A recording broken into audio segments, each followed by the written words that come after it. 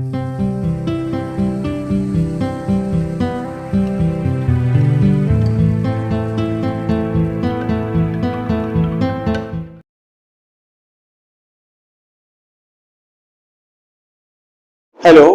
पिछले वीडियो में हमने आपको बौद्ध धर्म में महात्मा बुद्ध के जन्म, उनके निर्वाण और उनका जीवन परिचय बताया था।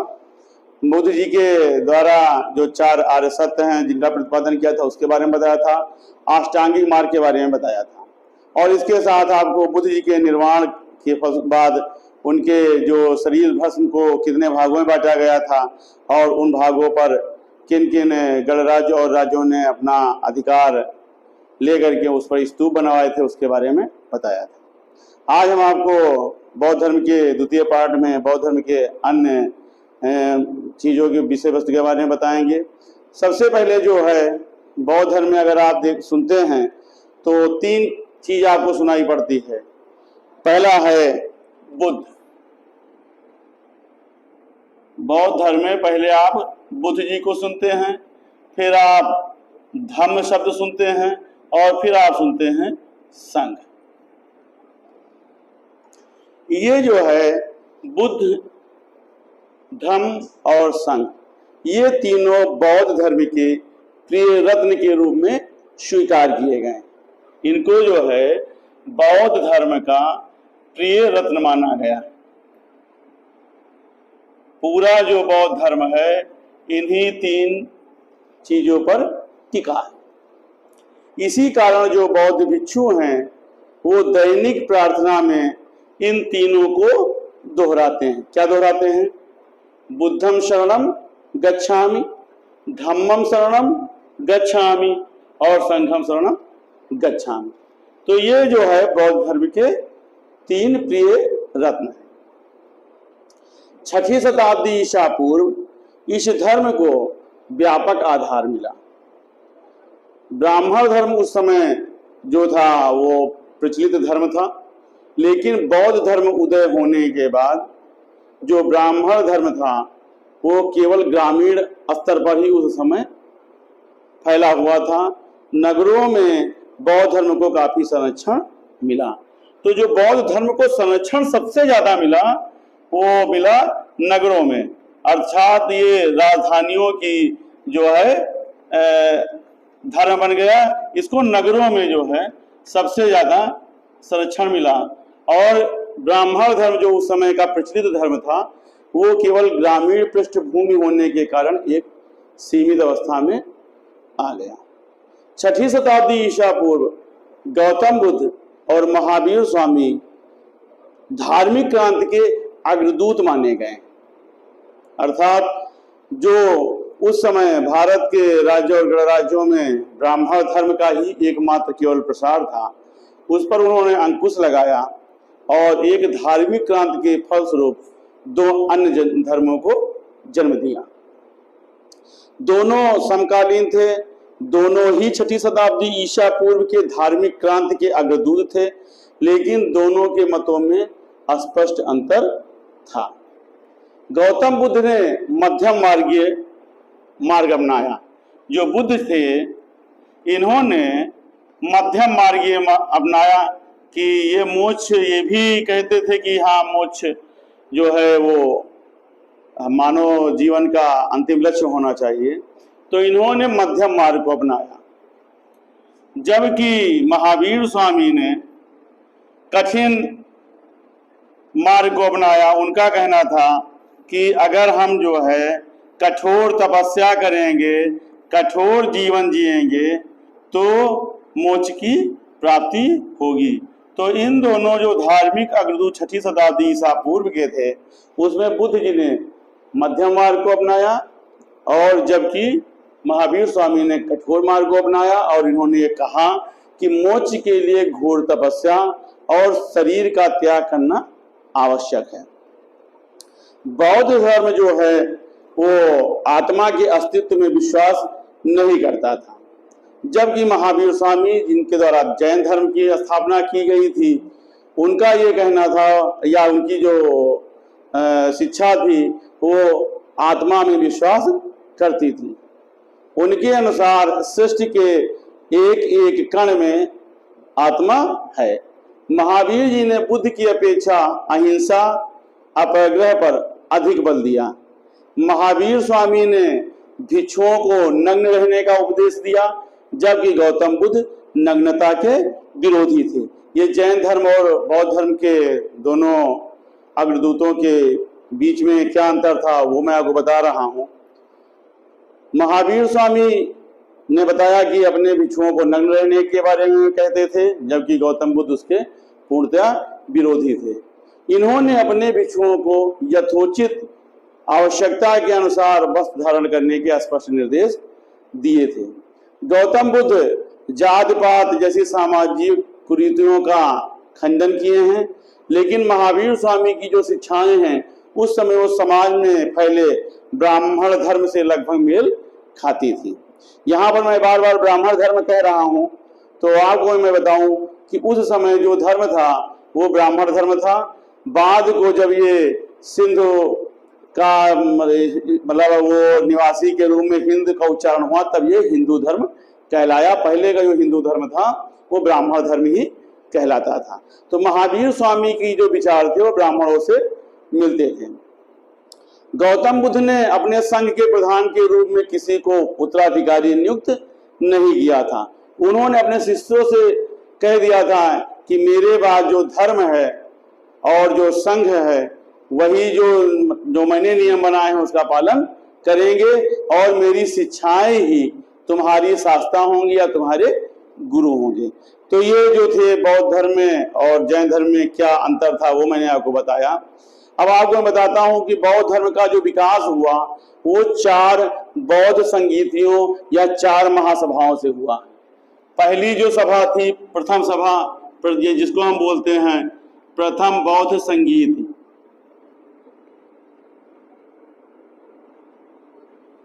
संगीत को मतलब है कि आप उसको महासभा बोल सकते हैं। तो जो प्रथम बौद्ध महासंगीत या महासभा हुई थी वो बुद्ध जी की मृत्यु के उपरांत राजगृह में हुई थी।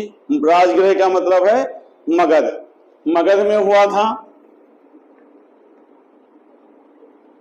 मगध में सप्तपर्णी गुफा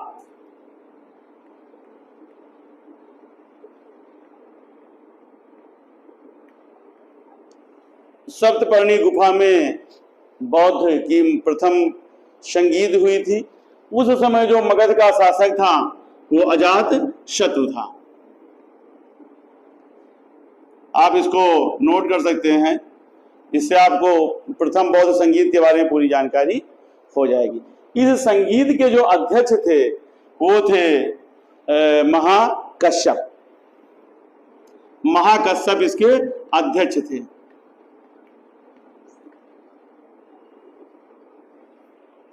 इस संगीत में बुद्ध जी के 2 प्रमुख शिष्य उपस्थित थे, आनंद और उपाली।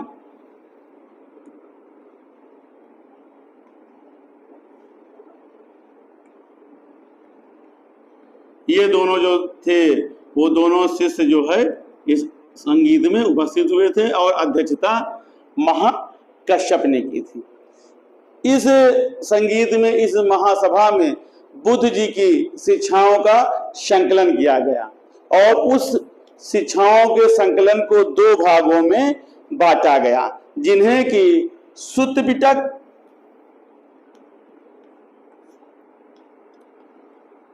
और विनय पिटक कहा गया।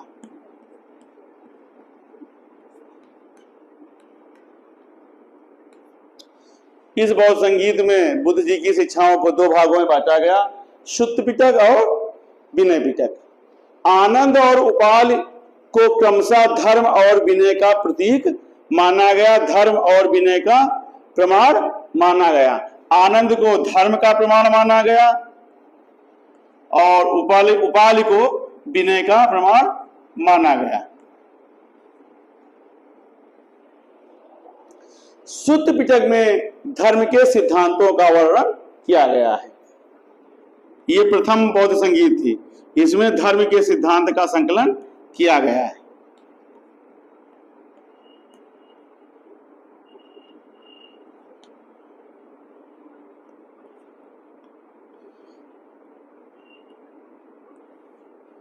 और विनय पिटक में आचार्य अर्थात आचार्य का मतलब गौतम बुद्ध के नियम का संग्रह किया गया है। जो उनके द्वारा नियम बनाए गए, निर्देश बनाए गए या संघ की जो व्यवस्था थी उसका वर्णन किया गया है। तो इसमें नियमों का उल्लेख है।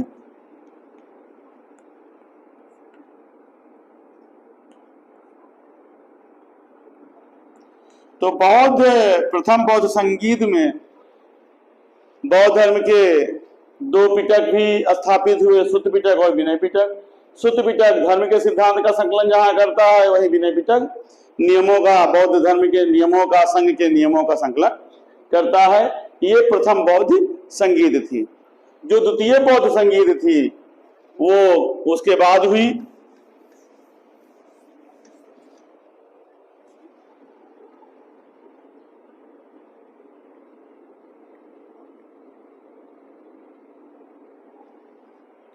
द्वितीय बौद्ध संगीत का जो आयोजन हुआ वो बुद्ध जी की मृत्यु के बाद या उनके निर्वाण के लगभग 100 वर्ष के बाद वैशाली में किया गया। वैशाली में कुसुम विहार में किया गया। वैशाली के कुसुम विहार नामक स्थान पर द्वितीय संगीत का आयोजन किया गया।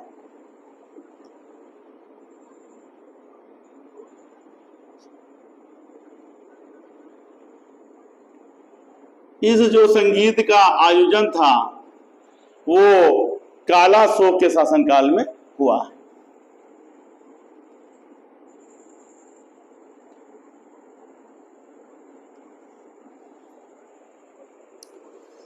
इस महासभा में पूर्वी और पश्चिमी भिक्षुओं में जो आपस में मतभेद थे उनको दूर करने के लिए महासभा बुलाई गई थी। इस सभा में पश्चिमी भिक्षु का समूह आया था और उन्होंने पूर्वी जो भिक्षुओं के विनय के नियमों को था उसको उन्होंने त्यागने के लिए कहा गया। पश्चिमी संघ के भिक्षुओं ने पूर्वी भिक्षुओं से विनय के नियमों को त्यागने के लिए इस संघ में या इस बौद्ध संगीत में कहा। मतभेद काफी बढ़ा। जब मतभेद काफी बढ़ा तो दोनों पक्ष से 4 वरिष्ठ या जिनको आप कहते हैं सीनियर, उन लोगों भिक्षुओं को इकट्ठा करके एक उप समिति गठित की गई। इस समिति ने 4 पश्चिमी और 4 पूर्वी क्षेत्र के भिक्षुओं के समूह ने आपस में विचार विमर्श करके जो विनय के नियम थे उनको धर्म विरुद्ध घोषित किया कि ये धर्म में नहीं होना चाहिए। जो नियम इसमें से हटाए गए या जो नियम इससे प्रभावित हुए वो इसमें थे कि नमक का संग्रह करना, दोपहर के बाद का भोजन करना, खाने के बाद छाछ पीना, ताड़ी पीना, गद्देदार बिस्तर पर शयन करना, सोना चांदी दान में लेना, किसी कार्य को कर लेने के बाद संघ की अनुमति प्राप्त करना, पहले सब होता था। इन नियमों को उसमें धर्म विरुद्ध घोषित किया गया और इसके साथ ये भी धर्म विरुद्ध घोषित हुआ कि एक ही स्थान पर सभा नहीं करनी है, अर्थात विभिन्न क्षेत्रों में सभा करना है। इस नियम को पूर्वी भिक्षुओं ने स्वीकार नहीं किया। जब ये दोनों संघों का जो 4 सदस्यों का जो समूह था उसने आपस में विचार विमर्श किया कि हाँ ये नियम धर्म विरुद्ध हैं और उन नियमों को बताया कि ये नियम ऐसे हैं धर्म विरुद्ध, तो उसको पूर्वी भिक्षुओं ने स्वीकार नहीं किया। और जो पूर्वी भिक्षु थे उस समय वो बज्रपुत्र कहलाते थे। दूसरी संगीत ने जो दूसरा पक्ष था उसने इस संगीत में इन नियमों को धर्म संगत करके स्वीकार कर लिया और यहीं से संघ के 2 खंड हो गए, 2 फाड़ हो गए। जो परंपरागत विनय में आस्था रखते थे वो अस्थविर कहलाए। यहां से संघ के पहले 2 भाग हुए। अस्थविर, अस्थविर का मतलब है जो विनय के नियमों के साथ डटे रहे, विनय के नियमों पर अस्थायी रहे या डटे रहे। उन नियमों पर ये प्रतिबद्ध थे कि नहीं, ये नियम जो विनय पिटक में लिखा है ये होने चाहिए, ये इस पर अस्थायी रहे, ये अस्थिवीर कहलाए।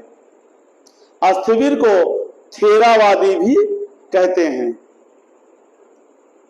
अस्थिवीर को थेरावादी भी कहते हैं।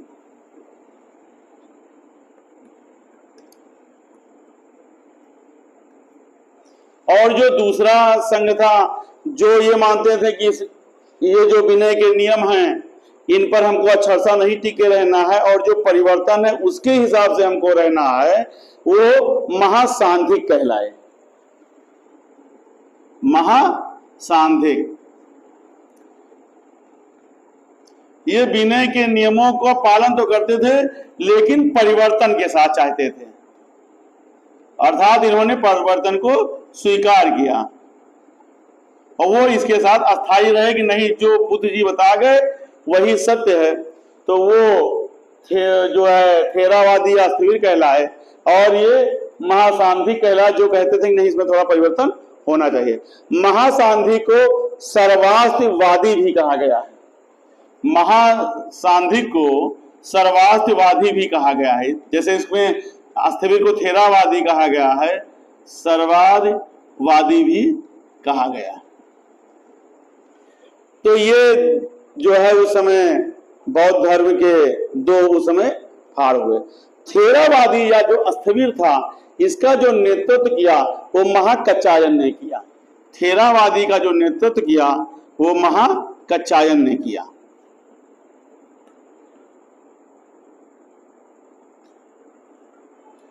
और जो महासांधिक था या सर्वार्थवादी था, इसका जो नेतृत्व किया वो महाकश्यप ने किया।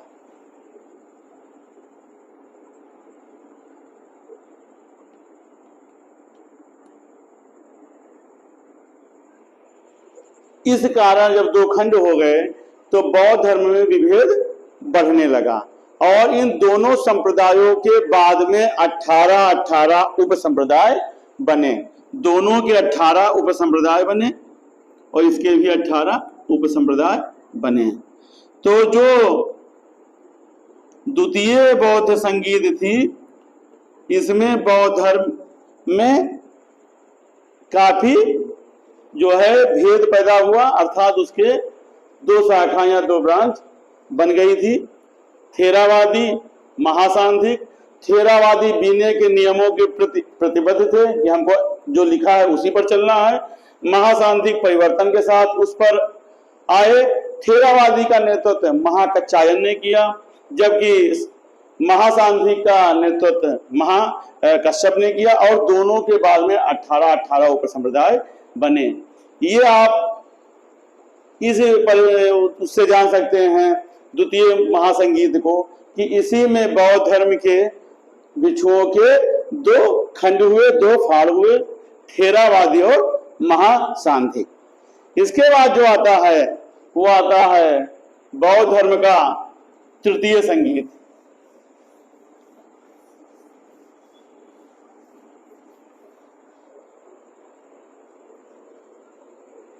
तृतीय संगीत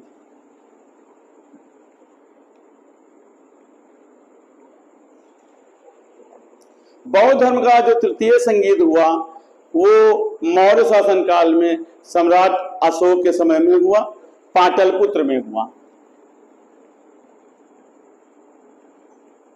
ये पाटलिपुत्र में हुआ, ये अशोक के समय में हुआ।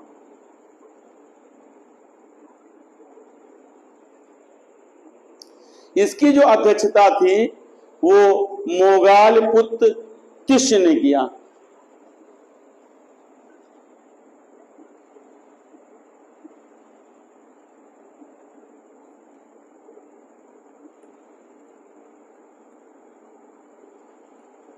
इसकी अध्यक्षता मोगालपुत्र तिष्य ने किया। इस जो तीसरी बौद्ध संगीत हुई थी, इसमें थेरावादी लोगों का वर्चस्व रहा। थेरावादी का मतलब जो विनय के नियमों के साथ में टिके रहे। तो इसमें जो वर्चस्व रहा वो थेरावादी का था। अर्थात ये विनय के नियमों के साथ में, विनय सूतक के नियमों के साथ में पूरी तरह से, विनय पिटक के नियमों के साथ में पूरी तरह से स्ट्रिक्ट रहे, उन्हीं के साथ प्रतिबद्ध थे। तो ये थेरावादी लोगों का इसमें जो था बोलबाला ज्यादा रहा। मोगाल पुत्र तिस्र ने महासांधिक के नियमों का इसमें खंडन किया, अर्थात जो परिवर्तन को चाहते थे उसको उन्होंने खंडन किया और बुद्ध के मौलिक सिद्धांतों को ही घोषित किया कि बुद्ध के जो मौलिक सिद्धांत हैं वही जो है बौद्ध धर्म के लिए मतलब मानने वाले हैं, नियम संगत हैं। यहाँ से बुद्ध की जो शिक्षाएं, और हाँ यहाँ मैं बताना को भूल गया, जो यहाँ पर उन्होंने बुद्ध के सिद्धांतों को मौलिक घोषित किया उसको उन्होंने एक दूसरे पुस्तक में संकलित किया जिसे कि बोलते हैं कथावत।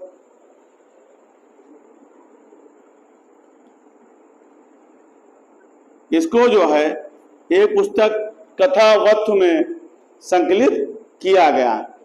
इसको जो है आप अभिधम्म पिटक के अंतर्गत भी मान सकते हैं, अभिधम्म पिटक।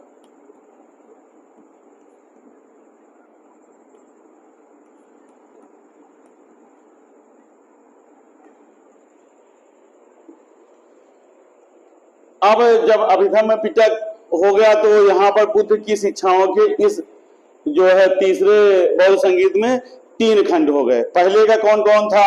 सुत्त था और विनय था, और अब हो गया अभिधम्म पिटक।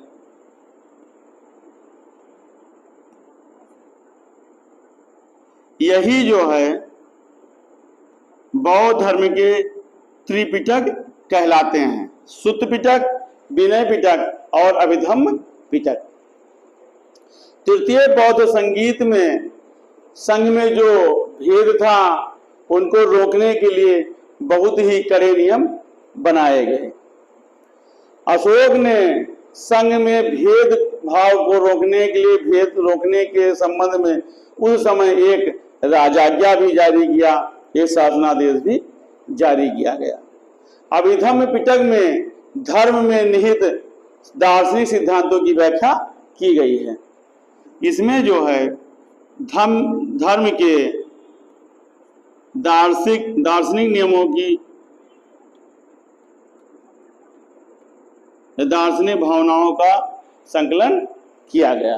ये जो है बौद्ध धर्म का जो तृतीय संगीत था जिसके मुगल पुत्र ने अध्यक्षता किया था, थेरावादी लोगों का उसमें ज्यादा बोलबाला रहा, और इसी समय तीसरा त्रिपिटक भी इस बौद्ध संगीत में उत्पन्न हुआ, और यही फिर बात को जैन बौद्ध धर्म के त्रिपिटक कहलाए।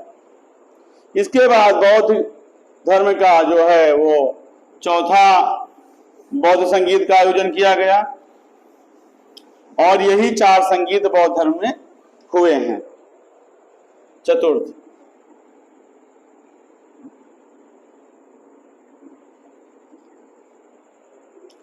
ये जो है चतुर्थ बौद्ध संगीत कुषाण शासक कनिष्क के काल में हुआ था।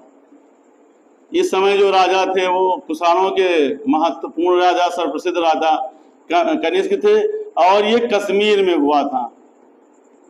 कश्मीर में कुंडल वन में हुआ था।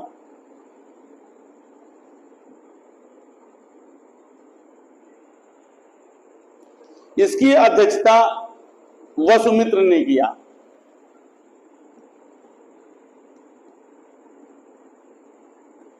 और इसके जो उपाध्यक्ष थे असुघोष थे। असुघोष इस बौद्ध संगीत के उपाध्यक्ष थे।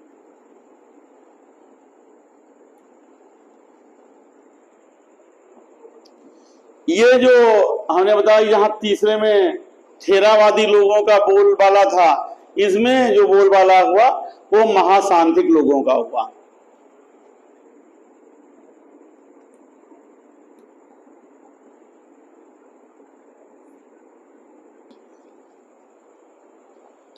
यहाँ पर बौद्ध धर्म के जो कठिन अंश थे उस पर विचार किया गया, और विभाषा शास्त्र नामक एक टीका को संकलित किया गया।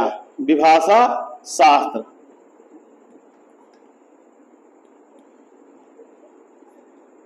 बौद्ध धर्म के जो कठोर या कठिन अंश थे उन पर विचार विमर्श हुआ और उसको विभाषा शास्त्र में संकलित किया गया। इस समय तक आते आते बौद्ध धर्म स्पष्ट रूप से हीनयान और महायान नामक स्वतंत्र संप्रदाय में विभाजित हो चुका था। हीनयान और महायान अब जो है बौद्ध धर्म दो रूप में आ चुका था और ये कहलाया हीनयान और महायान। हमने आपको थेरावादी महाशांति बताया, लेकिन अचानक हमने आपको बता दिया कि हीनयान और महायान धर्म ये मतलब बौद्ध धर्म के दो संप्रदाय हो गए।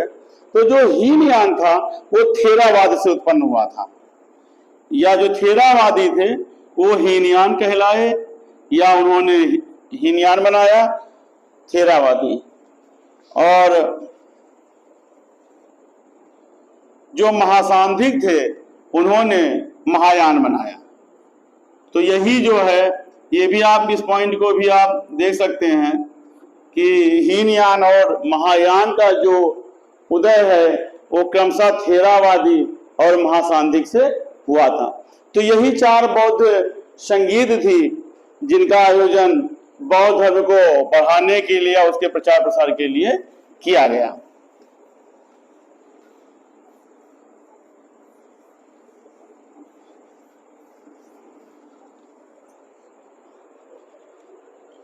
इसके बाद हम आपको बताते हैं कि बौद्ध धर्म के दो खंड हुए, तो अब इनका संप्रदाय जो था उस पर चर्चा होती है कि इनका संप्रदाय कनिष्क के काल में हमने बताया कि बौद्ध धर्म सामान्य रूप से दो संप्रदाय में बट गया था। इस समय बुद्ध धर्म या बौद्ध धर्म को मानने वालों की संख्या बहुत अधिक थी। जो लोग रूढ़वादी ढंग से बौद्ध धर्म के प्राचीन आदेशों को ज्यों का त्यों चलाए रखना चाहते थे, उसमें कोई परिवर्तन नहीं चाहते थे, जो कि मैंने आपको बताया थेरावादी, वो हीनयान कहलाए। तो हीनयान जो थे वो आप समझ लीजिए कि रूढ़वादी थे, कि जो बुद्ध जी के समय से है उन्हीं नियमों पर हमको चलना है, हम उसमें कोई परिवर्तन नहीं चाहते हैं, कोई सुधार नहीं चाहते हैं, जो है वही है, हम उसी पर चलेंगे। वो लोग हीनयान कहलाए। हीनयान का मतलब है निम्न मार्गी। हीनयान का अर्थ है निम्न मार्गी।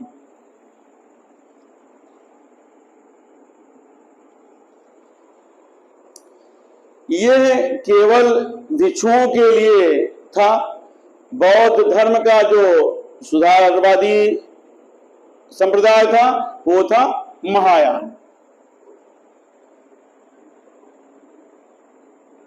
अब देखिए, ये बहुत इंपॉर्टेंट चीज मैं आपको लेकर के चल रहा हूं, जो परिवर्तन के साथ रहे, सुधार के साथ रहे, अर्थात जो उसमें रूढ़ियां थी नहीं, उसमें हमको संशोधन करना है।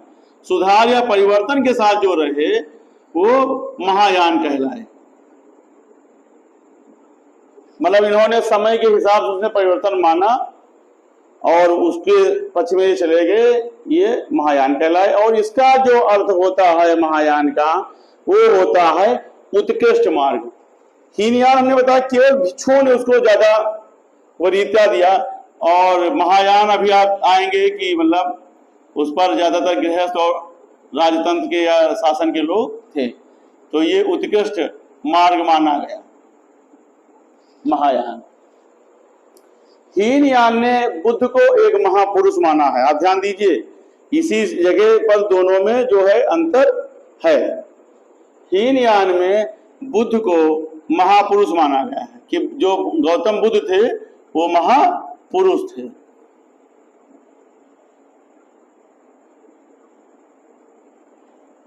लेकिन महायान ने बुद्ध जी को देवता माना है।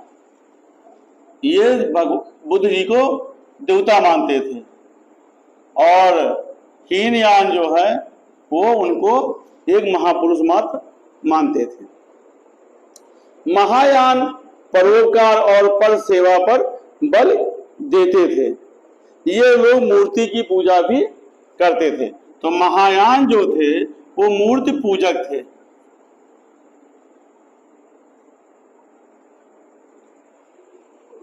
महायान ने बुद्ध जी की पूजा करना चालू किया और बोधिसत्व के अवतारों की भी पूजा करना चालू किया। इनका ये मानना था कि हर व्यक्ति जो है बुद्ध बन सकता है। ये कहते थे कि प्रत्येक व्यक्ति जो है बुद्ध बन सकता है अगर वो आचरण अच्छा करता है या उन नियमों का पालन करता है, तो वो गौतम बुद्ध के रूप में बन सकता है। ये जो है महायान की सोच थी।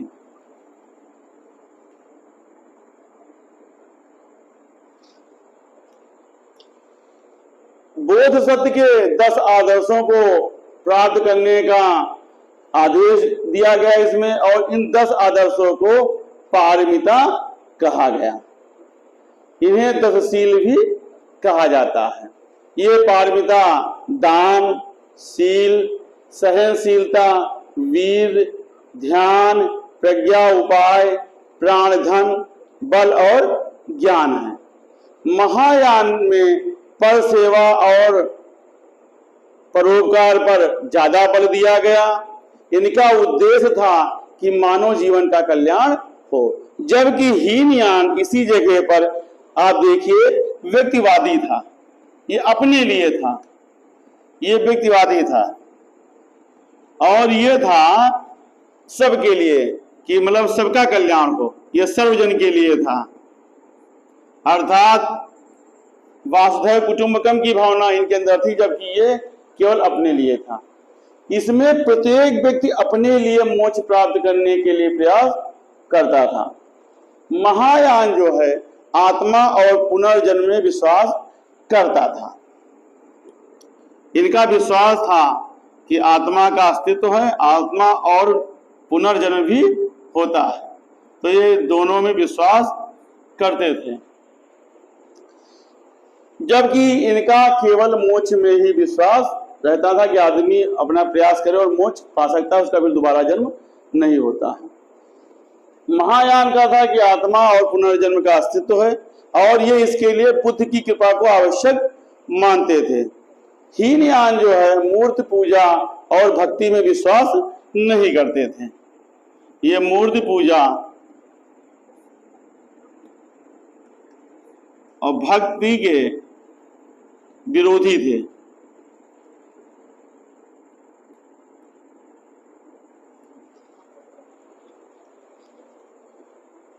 महायान में तीर्थों को भी स्थान दिया गया है। इन्होंने तीर्थ को माना है, जबकि हीनयान ने तीर्थों को स्थान नहीं दिया है। ये केवल कठोर साधना पद्धति के ही उपासक थे। यही देखिए, आप हीनयान और महायान पढ़े हैं, लेकिन आपको मैं उसका पूरा डिटेल बता रहा हूं कि कौन किस चीज को मानता था। तो ये जो थे कठोर जीवन को मानते थे और भिक्षु का जीवन जीने में विश्वास रखते थे। महायान जो है वो तीर्थ को मानते थे कि हाँ फला तीर्थ पर जाना चाहिए, ये है वो है। महायान के जो सिद्धांत थे वो सर्वसाधारण के लिए थे, सुलभ थे और गृहस्थों के लिए थे। ये गृहस्थों के लिए था और ये भिक्षुओं के लिए था।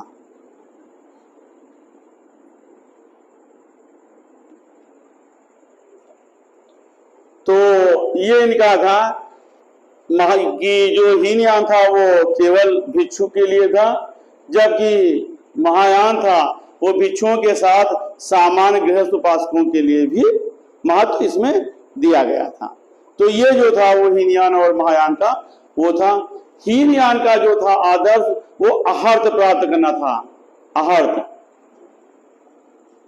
इनका जो आदर्श था, आदर्श स्थित थी वो आहार्थ प्राप्त करना था कि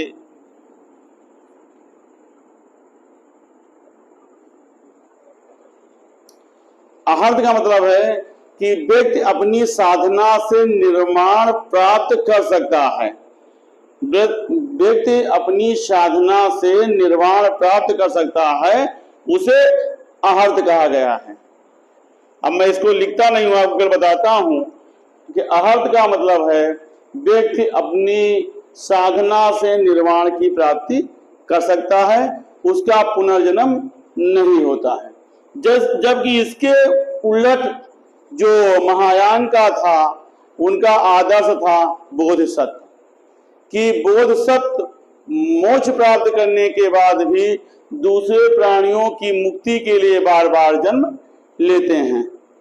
महायान की जो महानता का रहस्य था वो उनकी सहिष्णुता थी और सेवा भाव था।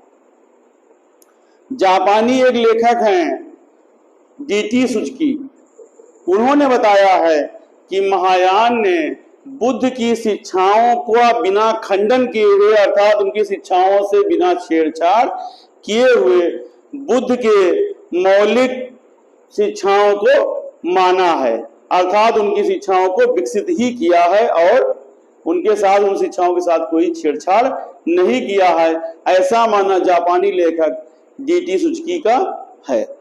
बाद में हीनयान के 2 खंड और हुए, इसीलिए मैं आपको बता रहा था कि अभी आपको आगे से बहुत कुछ मिलने वाला है। तो हीनयान के 2 खंड और हुए। कौन कौन से खंड हुए आपको मैं बताता हूं। एक हुआ वैभाषिक,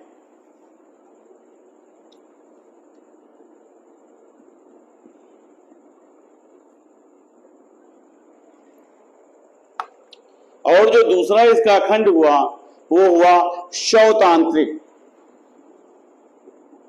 शवतांत्रिक, ये आप देखिए बौद्ध धर्म के जो है, मैं आपको ये बताता हूं कि हाँ इनके कितने संप्रदाय हैं। अभी तक केवल हमने हीनयान और महायान ही पढ़ा है, जबकि हीनयान के बाद में 2 खंड और हुए, वैभाषिक और शवतांत्रिक।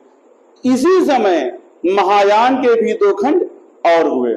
उनका हुआ एक शून्यवाद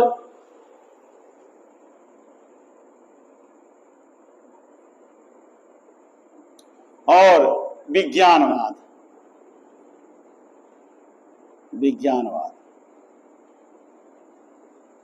शून्यवाद को माध्यमिक बोला गया है, माध्यमिक।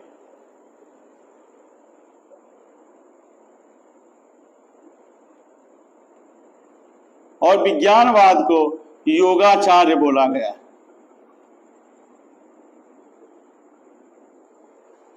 तो हीनयान और महायान के बाद में 2 खंड और हुए।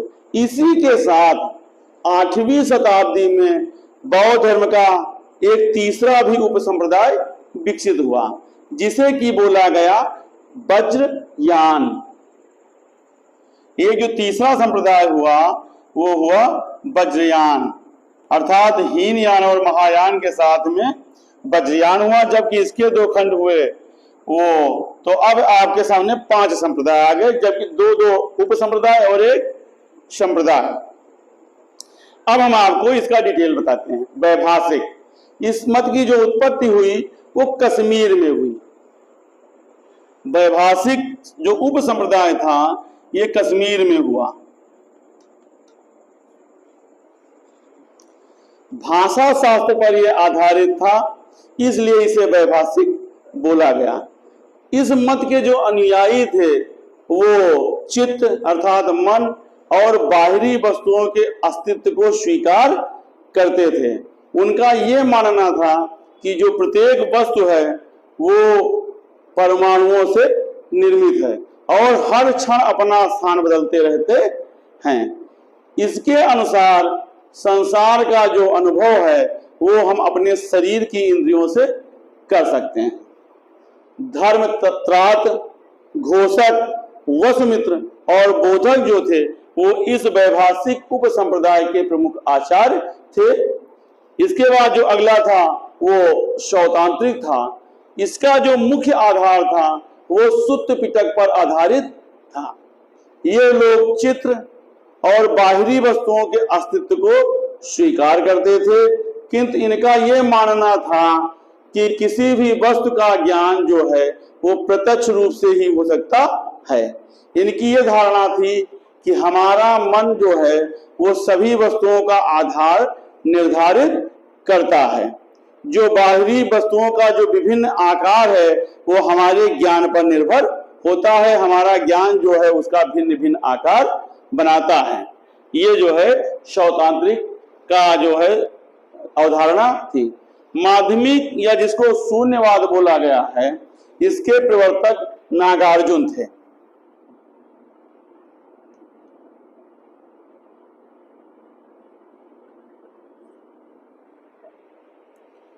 इसके प्रवर्तक नागार्जुन थे। इनकी उस समय की जो प्रसिद्ध रचना है माध्यमिक काटिका बोलते हैं, माध्यमिक काटिका इनकी रचना है, आप इसको नोट कर सकते हैं। माध्यमिक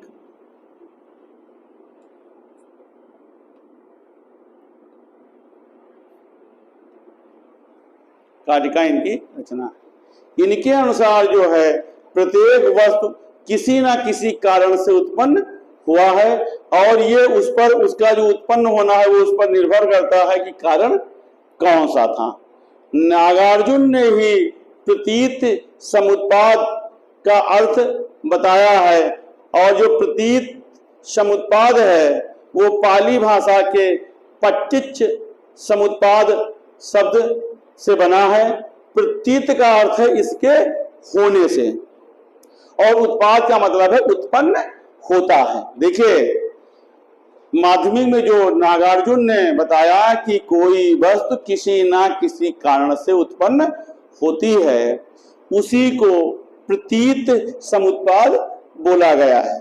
प्रतीत समुत्पाद जो है वो पाली भाषा के पाटिच समुत्पाद शब्द से बना है, जिसमें कि प्रतीत का अर्थ है इसके होने से, उत्पाद का मतलब है उत्पन्न होता है। तो वही कि इस कारण से कोई वस्तु उत्पन्न होती है, इसी को प्रतीत समुत्पाद कहा गया है। इस चक्र के 12 क्रम हैं प्रतीत समुत्पाद के, जो एक दूसरे के उत्पन्न होने के कारक हैं। 12 जो कारण है प्रतीत, हम इसको आपको डिटेल से बता देते हैं।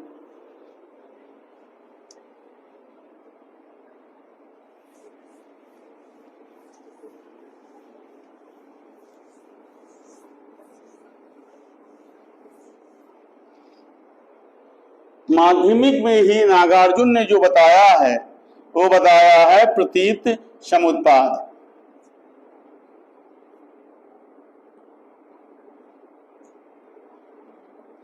प्रतीत जो है वो पाली भाषा के पटिच शब्द से बना है और जिसका अर्थ है इसके होने से।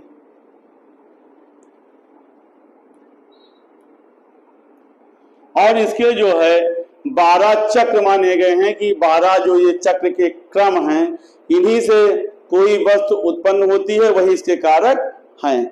अब 12 में जो है वो है अविद्या, संस्कार, विज्ञान, नाम रूप, स्पर्श, वेदना, तृष्णा, उपादान, भाव, जाति, जरा मरण और सरायतन।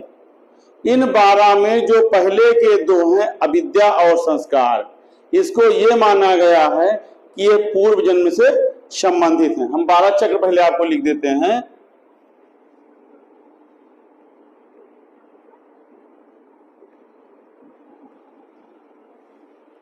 अविद्या, संस्कार,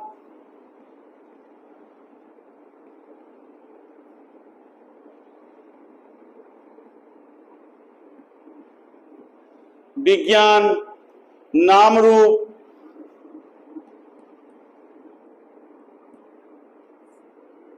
शरायतन,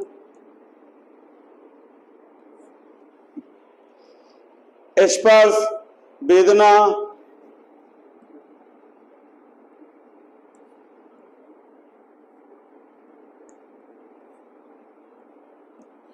तृष्णा, उपादान,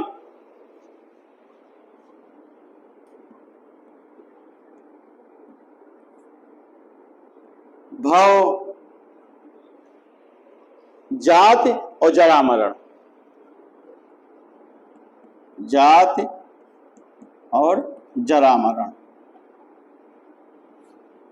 इसमें से जो पहले दो हैं ये पूर्व जन्म से संबंधित हैं। अविद्या और जो संस्कार है वो माना गया है कि पूर्व जन्म से आते हैं, और जो जाति और जरा मरण है इसे भावी जीवन से माना गया है, भावी जीवन से। और जो बाकी ये 8 बचते हैं ये माना गया है कि ये वर्तमान जीवन के हैं, अर्थात पूर्व जन्म से हमको अविद्या और संस्कार प्राप्त होता है और इतना हम अपने इस जीवन में करते हैं और उसके अनुसार हमारा जो है अगले जन्म के लिए हमारा जाति और जरा मरण का वो बनता है। तो ये जो है प्रतीत समुत्पाद के 12 चक्र हैं। इस मत में बुद्ध द्वारा जो नियम बनाए गए थे उनके मध्यम मार्ग को विकसित किया गया। इसके अनुसार यह माना गया कि प्रत्येक वस्तु 4 प्रकार का हो सकता है। पहला है कि वस्तु का अस्तित्व है, दूसरा है कि वस्तु का अस्तित्व नहीं है, तीसरा है वस्तु का अस्तित्व है भी और नहीं भी, और अगला है वस्तु का अस्तित्व ना तो है और ना नहीं है। नागार्जुन के अलावा शून्यवाद या माध्यमिक में चंद्रकीर्ति, शांतकीर्ति और शांत रक्षक आचार्य हुए हैं। तो ये आपके जो है शून्यवाद का था। अगला जो था महायान का विज्ञानवाद था। इस संप्रदाय की स्थापना 3री शताब्दी में मैत्री ने किया या मैत्रेयनाथ ने किया। मैत्रेयनाथ योगाचार्य या विज्ञानवाद का जो वो किया वो मैत्रेयाचार्य ने किया। असंग और वसुबंध जो है इन्होंने इसको अपने समय में ज्यादा विकास किया। ये जो मत है वो चित्त और विज्ञान की ही एकमात्र सत्ता को स्वीकार करता है। विज्ञान से जो भिन्न किसी वस्तु का अस्तित्व नहीं है ये इस जो है उपसंप्रदाय का मानना है।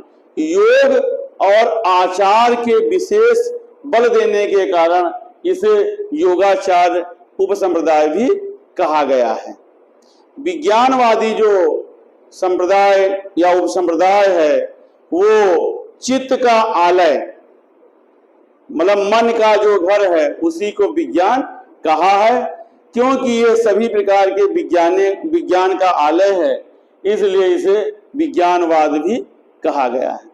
तो ये जो है हीनयान और महायान के 2 उपसंप्रदाय थे। हीनयान का जहाँ था वैभाषिक और सौतांत्रिक, वहीं पर महायान का शून्यवाद और विज्ञानवाद था। ये 2 संघ था। लेकिन अभी हमने आपको बताया कि एक तीसरा संघ बन गया था, तीसरा संप्रदाय अलग से बन गया था हीनयान और महायान के अलावा अतिरिक्त, और जिसे कि बोला गया वज्रयान।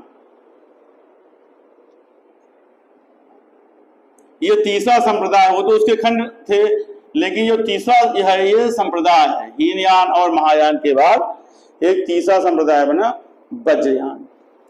ईसा की 5वीं और 6वीं शताब्दी में बौद्ध धर्म के ऊपर तंत्र और मंत्रों का प्रभाव बढ़ने लगा था।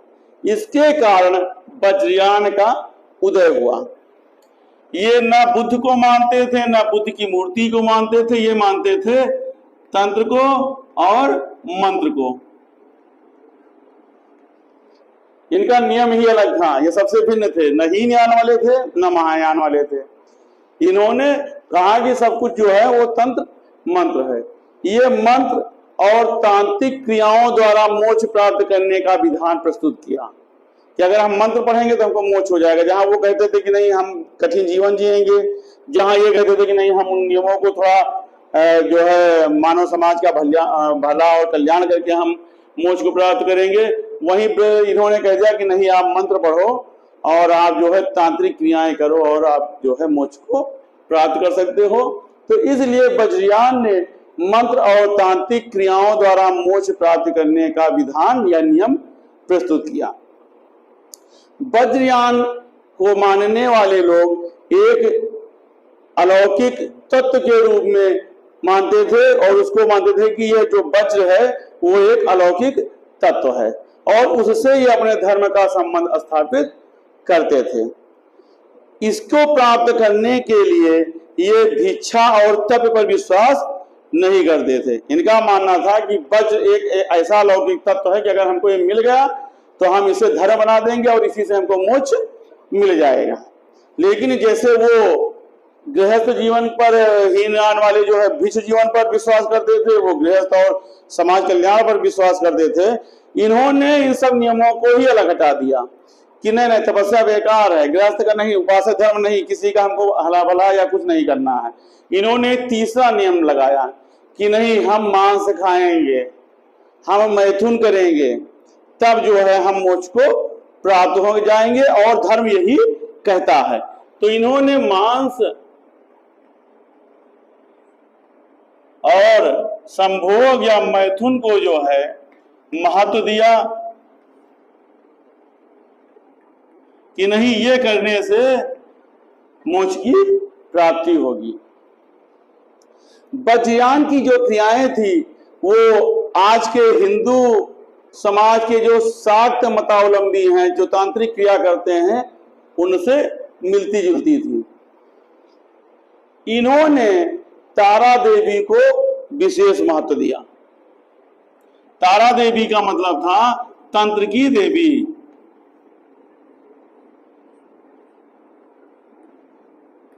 तंत्र की देवी को ज्यादा महत्व दिया।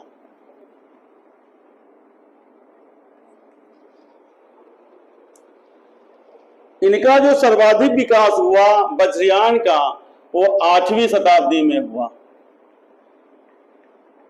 8वीं शताब्दी तक आते आते जो वज्रयान था ये अपने चरम पर आ गया था। इसके जो सिद्धांत हैं वो मंजूश्री मूल में मिलते हैं।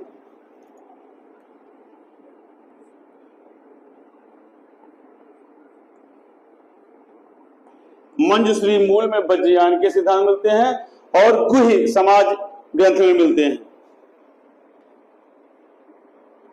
गुह्य समाज ग्रंथ में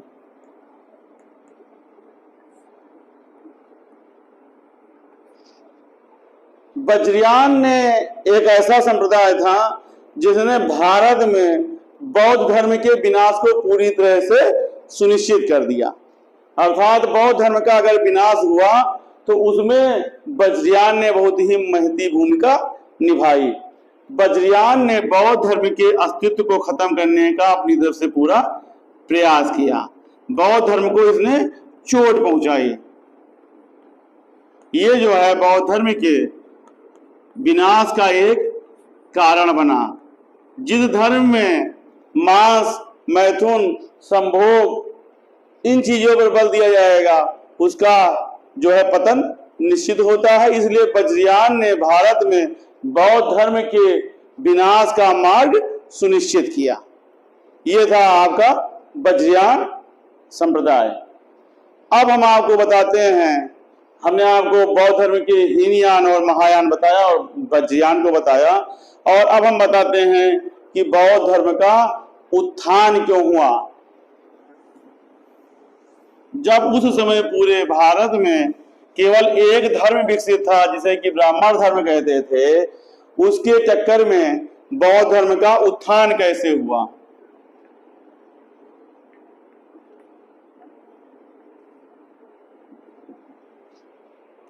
बौद्ध धर्म के प्रचार का जो सबसे बड़ा कारण था स्वयं महात्मा बुद्ध थे। उनका जो आकर्षण था, उनका जो प्रभावशाली व्यक्तित्व था, वो इस धर्म के उत्थान का सबसे प्रमुख कारण रहा है। बौद्ध धर्म का जो काफी उत्थान हुआ वो बुद्ध जी के आकर्षक और प्रभावशाली व्यक्तित्व के कारण ही हुआ है। इस धर्म में कोई भेदभाव की भावना नहीं रखी गई थी, इसलिए ज्यादा स्वीकार किया गया। तो ये तो था इसके उत्थान का कारण बुद्ध जी, अर्थात उनका व्यक्तित्व। दूसरा था भेदभाव नहीं था कोई, सबको बराबर माना गया था। जहां पर उस समय ब्राह्मण धर्म क्षत्रिय, ब्राह्मण, वैश्य और शूद्र वर्ग में विभाजित था, वहीं पर उस समय तक जो बौद्ध धर्म था उसमें कोई भेदभाव नहीं था। जो बौद्ध धर्म की उस समय की दार्शनिक और क्रियात्मक सरलता थी वो ब्राह्मण धर्म की अपेक्षा ज्यादा आसान थी। ब्राह्मण धर्म में जहां पर कई कर्मकांड और उस पर बल दिया जाता था, वहीं पर इनके जो नियम और दार्शनिक भावनाएं थी वो काफी आसान थी। इस कारण उस समाज के लोग ब्राह्मण धर्म के कर्मकांडों से चूंकि उबे हुए थे और उसके रूढ़ियों से इतना वो परेशान थे कि वो बौद्ध धर्म की तरफ बढ़ने लगे। बौद्ध धर्म में पुरोहित की आवश्यकता नहीं थी। कोई कर्मकांड करना हो तो जो है आपको पुरोहित की जरूरत नहीं थी, जबकि उस समय जो ब्राह्मण धर्म था वो बिना पुरोहित के नहीं होता था।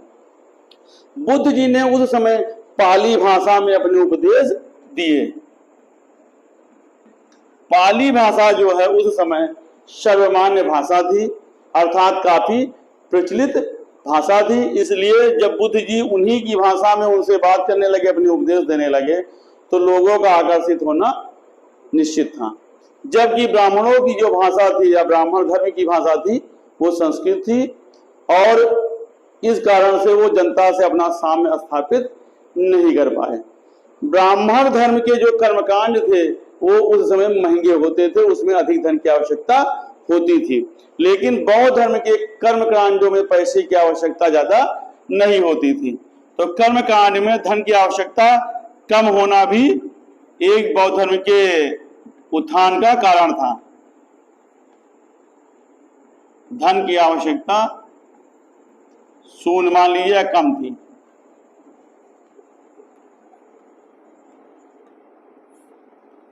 जबकि ब्राह्मण धर्म में जो है कर्मकांडों के लिए पैसे लगते थे, कई उसमें धन का आवश्यकता पड़ती थी। सबसे विशेष जो कारण था वो बौद्ध धर्म को उस समय राजकीय संरक्षण प्राप्त हुआ, अर्थात इसे राजाओं ने स्वीकार किया और ये जो है राजकीय संरक्षण में आ गया। इसलिए जो है ये धर्म का विकास ज्यादा हुआ।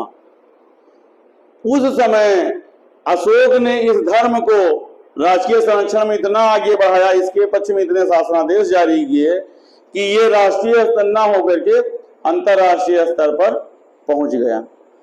उस समय भारत के जो व्यापारी थे, साहूकार थे, उन्होंने भी इस धर्म के प्रचार के लिए काफी पैसा दिया।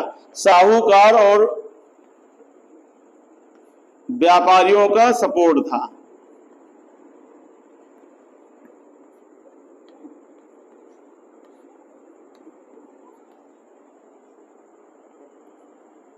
राजा का साथ मिला, साहूकारों का मिला, व्यापारियों का मिला, पैसा मिला, तो जो है उदारता पूर्वक वो धन देते रहे और जो है उन्होंने इस धर्म को आगे बढ़ाने में सहयोग किया। ब्राह्मण समाज जो था उस समय वो सूदखोरों को हे दृष्टि से देखता था कि ये ब्याज से पैसा कमाते हैं, जबकि गौतम बुद्ध ने सूदखोरों को मान लिया कि बहुत सम्मानजनक कार्य है। उन्होंने सूदखोरी को सम्मानजनक कार्य माना है, जबकि ब्राह्मण धर्म ने उसकी आलोचना किया है। सूदखोर को इन्होंने सम्मानित माना है।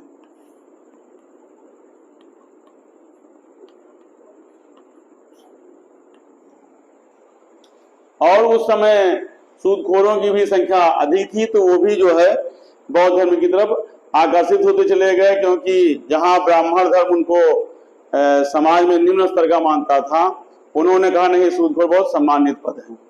यही एक कारण था कि जो उस समय श्रेष्ठी या व्यापारी थे वो इस धर्म की तरफ ज्यादा आकर्षित हुए, क्योंकि वो सूद लेने में विश्वास करते थे।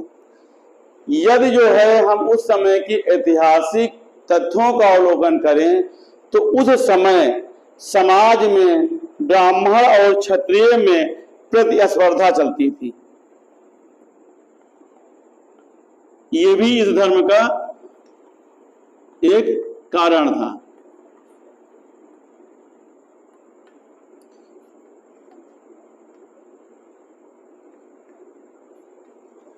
ब्राह्मण और क्षत्रिय धर्म में मतलब दोनों जातियों में उस समय काफी प्रतिस्पर्धा रहती थी।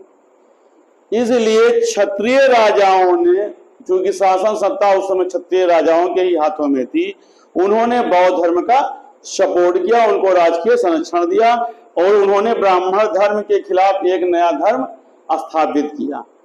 और क्षत्रिय राजाओं ने जैन धर्म का प्रचार किया, बौद्ध धर्म का प्रचार किया और उनका यह था कि ब्राह्मण धर्म को हमको प्रतिस्पर्धा थी तो उनको नीचा दिखाना था। तो क्षत्रिय राजाओं ने बौद्ध और जैन धर्म का उदय कराया और उनका प्रचार प्रारंभ किया। इसको आप इसी चीज से देख सकते हैं कि जैन धर्म और बौद्ध धर्म के जो दोनों राजकुमार थे, वो जो दोनों महापुरुष थे, वो क्षत्रिय राजकुमार थे। अर्थात क्षत्रिय राजकुमार ने ही ब्राह्मण धर्म को चोट पहुंचा करके क्षत्रियों के पक्ष में उस समय बौद्ध और जैन धर्म को खड़ा किया था। इस धर्म के पीछे ब्राह्मण और क्षत्रियों का उस समय का आपसी स्वार्थ एक बड़ा कारण था। इसी संघर्ष को ध्यान में रख करके बौद्ध धर्म ने क्षत्रियों को ब्राह्मणों से पहला स्थान प्रदान किया। बौद्ध धर्म में क्षत्रियों को उच्च स्थान दिया गया, जबकि ब्राह्मण धर्म को निम्न स्थान पर रखा गया, क्योंकि बौद्ध धर्म और जैन धर्म ये मानते थे कि क्षत्रिय वर्ग के सपोर्ट से मेरा धर्म आगे बढ़ा है और उन लोगों ने हमारा सहयोग किया है, तो उन्होंने इनको उच्च स्थान पर रखा। इतना होने के बाद बौद्ध धर्म ने जो उस समय के ब्राह्मण धर्म का आडंबर था, कर्मकांड था, उनकी छीछा लेदर करना प्रारंभ कर दिया, उनकी आलोचना प्रारंभ कर दिया।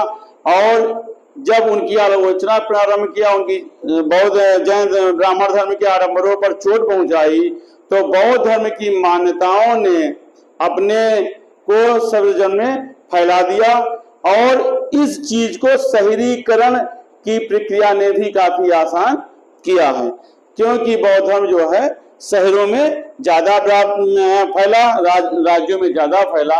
तो ये ऐसे कारण थे जिसके कारण बौद्ध धर्म का उत्थान हुआ।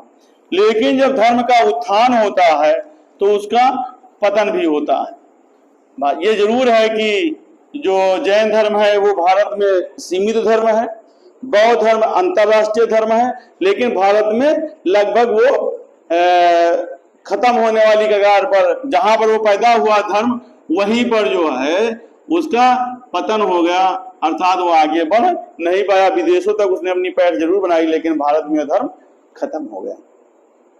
बौद्ध धर्म के जो पतन का कारण था, वो सबसे पहला कारण था उसका संप्रदाय में बट जाना। हीनयान और महायान संप्रदाय में बट जाना, ये जो है बौद्ध धर्म का पतन का सबसे पहला कारण था। महायानियों ने, चूंकि वो मूर्ति पूजा के पक्षधर थे, तो कहीं ना कहीं से हिंदू धर्म की पूजा पद्धति और संस्कारों को अपना लिया था। इसी कारण, और महायानियों की संख्या उस समय ज्यादा थी, इस कारण धीरे धीरे बौद्ध धर्म का जो झुकाव था वो हिंदू धर्म या ब्राह्मण धर्म की तरफ पुनः होने लगा। जब मूर्ति पूजा के समर्थक हो गए तो ब्राह्मण धर्म ऑलरेडी मूर्ति पूजा का समर्थक था, तो वो धीरे धीरे ब्राह्मण धर्म की तरफ फिर से खींचने लगे। और ये भी बौद्ध धर्म के जो है अवनति का एक बहुत बड़ा कारण बना कि धीरे धीरे बौद्ध धर्म जो है हिंदू धर्म या ब्राह्मण धर्म के निकट आने लगा, जब वो मूर्ति पूजा के समर्थक हो गए। बौद्ध विहारों ने अपने यहाँ पर महिलाओं को प्रवेश दिया, ये भी इसका बहुत बड़ा कारण है। जब बुद्ध जी उसमें महिला को प्रवेश नहीं देते थे तो उनका ये कहना था कि हमारा धर्म आगे ज्यादा चलेगा। लेकिन जब महिलाओं का प्रवेश हो गया तो जो बौद्ध भिक्षु थे उनका चारित्रिक पतन होने लगा। तो ये महिलाओं का प्रवेश भी उस समय का एक बड़ा कारण था। ईसा के पहली शताब्दी में प्रतिमा पूजन होने के कारण काफी मात्रा में चढ़ावा आने लगा। जब चढ़ावा आने लगा तो बौद्ध विहारों में काफी पैसा इकट्ठा होने लगा। बौद्ध विहारों को उस समय राजाओं ने काफी दान दिया। राजाओं के दान ने भी इसको बहुत चोट पहुंचाई। होता यह है कि पैसे से धर्म बढ़ता है, लेकिन यहाँ पर यह धर्म घट गया राजाओं के दान से। पहले तो बढ़ा, लेकिन जब वो उसके प्रति अंधभक्त हो गए तो उन्होंने जो है एक एक बौद्ध विहार को 4-4, 500 गांव या इतना का ये वो सब देना चालू किया। जब पैसा आने लगा तो जो बौद्ध भिक्षु थे वो धीरे धीरे विलासी हो गए। विलासी हो गए तो फिर धर्म के मार्ग से वो विमुख हो गए। इसका एक उदाहरण है कि जो नालंदा है वहां पर बौद्ध विहार में 200 से अधिक गांव को दान में दे दिया गया था। इन 200 गांवों से वो कर की वसूली करते थे, तो स्वाभाविक पैसा आता था। पैसा आने पर भोग विलास बढ़ने लगा, महिलाओं का प्रवेश हो ही गया था। तो इस कारण ये धर्म धीरे धीरे वो जो है बौद्ध भिक्षु जिनका प्रचार करना काम था वो विलासी हो गए और अपने धर्म को चोट पहुंचाने लगे।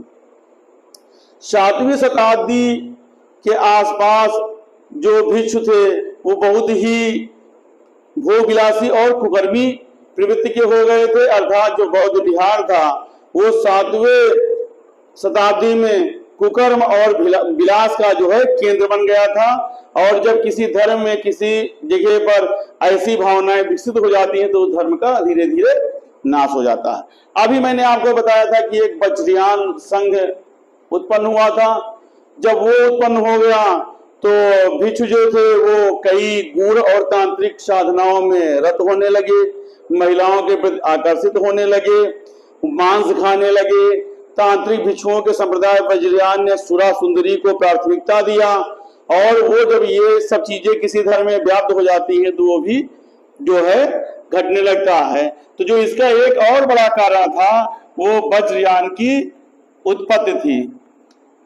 ये वो अजगर था जिसने अपना ही घर खा लिया था।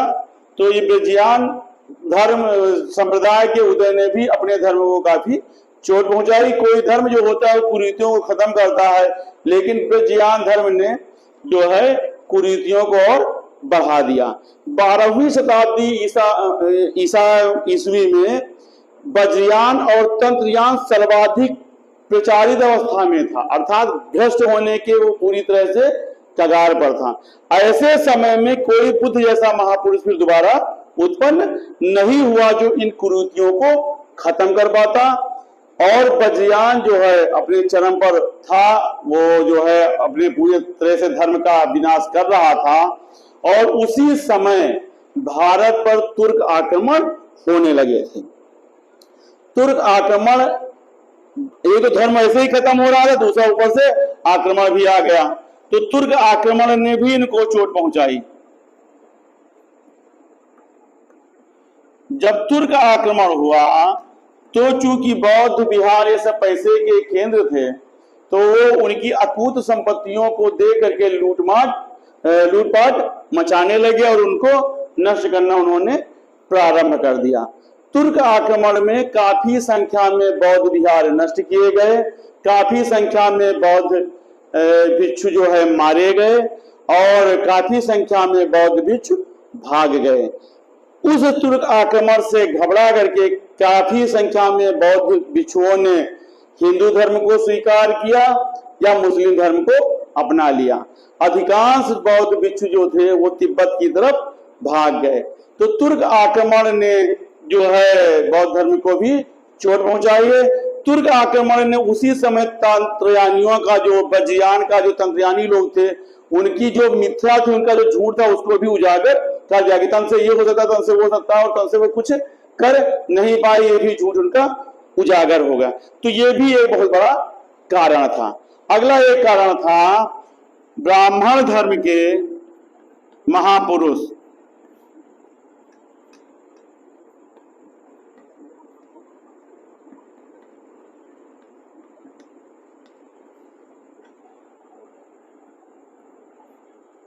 जिस समय बौद्ध धर्म बजियान तुर्क आक्रमण से और अपने अन्य कारणों से पतन की तरफ था, उसी समय हिंदू धर्म या ब्राह्मण धर्म में शंकराचार्य और कुमारिल भट्ट जैसे व्यक्तित्व का उदय हुआ।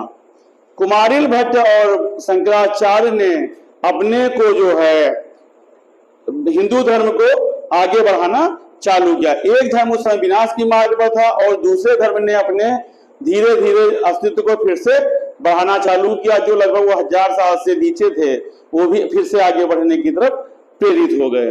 तो कुमारिल भट्ट और शंकराचार्य की उदय ने भी हिंदुओं के धर्म का उत्थान करना प्रारंभ किया। इसी समय हिंदू धर्म ने बौद्ध जी को या बुद्ध जी को विष्णु का अवतार घोषित कर दिया। जब विष्णु का अवतार घोषित कर दिया तो बौद्ध धर्म के मानने वाले लोग हिंदू धर्म की तरफ पुनः आने लगे, जिसके कारण बौद्ध धर्म का और जो है पतन होने लगा। तो जो बुद्ध का विष्णु अवतार था, ये भी जो है उस धर्म के विनाश का एक कारण बना। कि इनको जब मान लिया गया कि विष्णु का अवतार है, हिंदू धर्म में विष्णु के 2 अवतार माने गए, तो ये मान लिया गया कि बुद्ध जी तो हमारे देवता हैं, हिंदू धर्म के देवता हैं, और इस ढंग से भी बौद्ध धर्म उस जगह से और पतन होने लगा।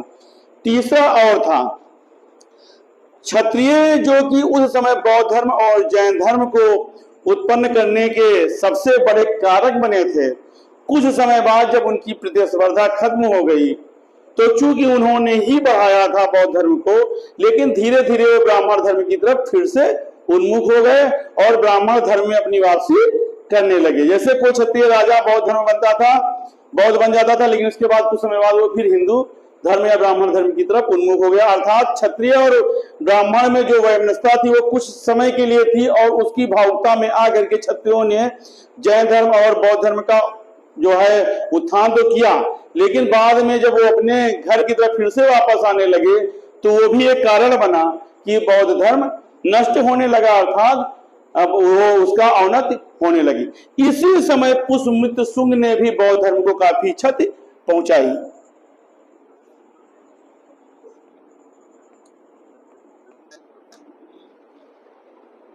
शुंग ने बौद्ध विहार और मठों को नष्ट किया और उनके समय में भी बौद्ध भिक्षु तिब्बत की तरफ भाग गए, अर्थात इस स्थान को छोड़ करके भाग गए।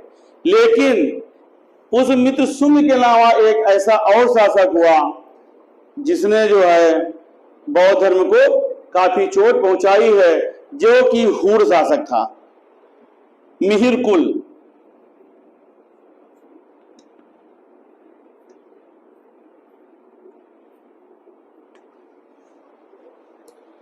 मिहिरकुल जो है हूण शासक था और ये शैव मत का उपासक था। इसने भी अपने काल में काफी संख्या में बौद्ध भिक्षुओं को मृत्यु के घाट उतार दिया। इस कारण भी बौद्ध धर्म का जो है पतन होना प्रारंभ हुआ। इसी समय गौड़ देश के राजा शशांक ने, वो भी बौद्ध धर्म का विरोधी था और वो इतने स्तर का विरोधी था कि उसने बोध गया में जो पेड़ के नीचे, जिस वृक्ष के नीचे भगवान को बोध प्राप्त हुआ था, उस वृक्ष को ही कटा दिया। जिसके नीचे बुद्ध जी ने ज्ञान प्राप्त किया, उस बौद्ध गया के वृक्ष को ही गौड़ नरेश शशांक ने कटवा दिया था। फैनसांग लिखता है कि इस काल में लगभग 1600 से ज्यादा स्तूप तोड़े गए, लेकिन इसके रिएक्शन में बौद्ध लोगों ने भी अपनी प्रतिक्रिया को दिखाया है। ऐसा नहीं था कि वो भयाक्रांत हुए और भगे, उन्होंने भी रिएक्शन किया। जब उनके बौद्ध स्तूप टूटने लगे, तुर्क आक्रमण हुए और मिहिरकुल ने उनका दमन किया, शशांक ने बौद्ध वृक्ष को कटवा दिया, तो उन्होंने भी रिएक्शन किया और बोधिसत्व को सर्वश्रेष्ठ माना और उनको हिंदू देवी देवताओं के ऊपर खड़ा करना प्रारंभ किया। हिंदू देवी देवता नीचे दिखाए जाते थे और बोधिसत्व और बुद्ध को ऊपर दिखाया जाना चालू किया गया। संघ ने चूंकि साहूकार और सूदखोरों को प्रवेश दिया था, इस कारण कर्जदारों को उसमें प्रवेश नहीं दिया गया था। बुद्ध जी का स्पष्ट निर्देश था कि कर्जदार जब तक अपने कर्ज से छुटकारा नहीं पा जाता है वो जो है बौद्ध धर्म में प्रवेश नहीं कर सकता है। अप्रत्यक्ष रूप से यह साहूकारों के पक्ष में किया गया निर्णय था, इस कारण इसमें कर्जदार प्रवेश नहीं कर पाए। कर्जदार को प्रवेश न देने का कारण था कि बुद्ध जी और साहूकारों में था कि अगर ये बौद्ध धर्म में आ जाएंगे तो हम इनसे अपना कर्जा वसूल नहीं पाएंगे, तो इसलिए उन्होंने बुद्ध जी को इस बात के लिए प्रेरित किया था कि इसमें जो है कर्जदारों का प्रवेश न किया जाए। तो कर्जदार इस संघ में जब शामिल नहीं हो पाए तो वो अपने पुराने धर्म अर्थात उस समय के हिंदू या ब्राह्मण धर्म में ही उपस्थित रहे। संघ ने दासों के प्रवेश को भी प्रतिबंधित किया कि दास भी इसमें प्रवेश नहीं पा सकते, नहीं तो समान हो जाते।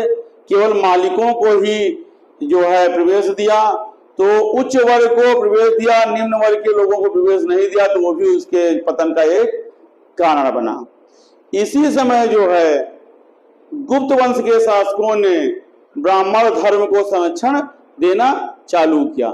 जहां बहुत पहले सभी शासकों ने जैन धर्म और बौद्ध धर्म को संरक्षण दिया था और ब्राह्मण धर्म को वो हतोत्साहित कर रहे थे, गुप्त वंश के शासकों ने ब्राह्मणों का संरक्षण किया और उनके संरक्षण से ब्राह्मण धर्म या हिंदू धर्म फिर से आगे बढ़ने लगा। बौद्ध धर्म की अहिंसा की भावना को देश को काफी क्षति पहुंचाई, क्योंकि अहिंसावादी होने के कारण बाहरी आक्रमणों से हम भारतीय नहीं लड़ पाते थे। तो उनकी जो अहिंसा की नीति थी वो भी कहीं ना कहीं इसका कारण थी कि लोग उसमें जाना बंद कर दिए, क्योंकि अपने रक्षा करने के लिए कभी कभी हिंसा का भी सहारा लेना पड़ता है। तो ये ऐसे कारण थे। इसी समय नवीन जो ब्राह्मण धर्म था अर्थात वो नए कलेवर में आ गया था, उसने भी बुद्ध की जो कुछ विशेषताएं थी उसको अपने में समाहित कर लिया था। अपनी कुछ रूढ़ियों और आडंबरों को उन्होंने छोड़ दिया था और बौद्ध धर्म की अच्छी शिक्षाओं को ब्राह्मण धर्म ने अपने धर्म में शामिल कर लिया था, इसलिए लोग इसको फिर से स्वीकारने लगे। यही एक कारण था कि अपनी ही धरती पर जो धर्म पैदा होकर के विश्व के पटल पर छा गया था वो अपनी ही धरती पर विलुप्त हो गया, लगभग विलुप्त प्राय कगार पर है। तो ये आज हमने आपको बौद्ध धर्म की जो है उसके बारे में बताया कि बौद्ध धर्म मतलब क्या क्या था। अब हम आपको जो है अगले वीडियो में ये बताएंगे कि बौद्ध धर्म और जैन धर्म के समय में ही मगध साम्राज्य का उदय हुआ था, जो कि 16 महाजनपदों में था। तो हम आपको जो है अगले वीडियो में मगध साम्राज्य के बारे में बताएंगे। धन्यवाद।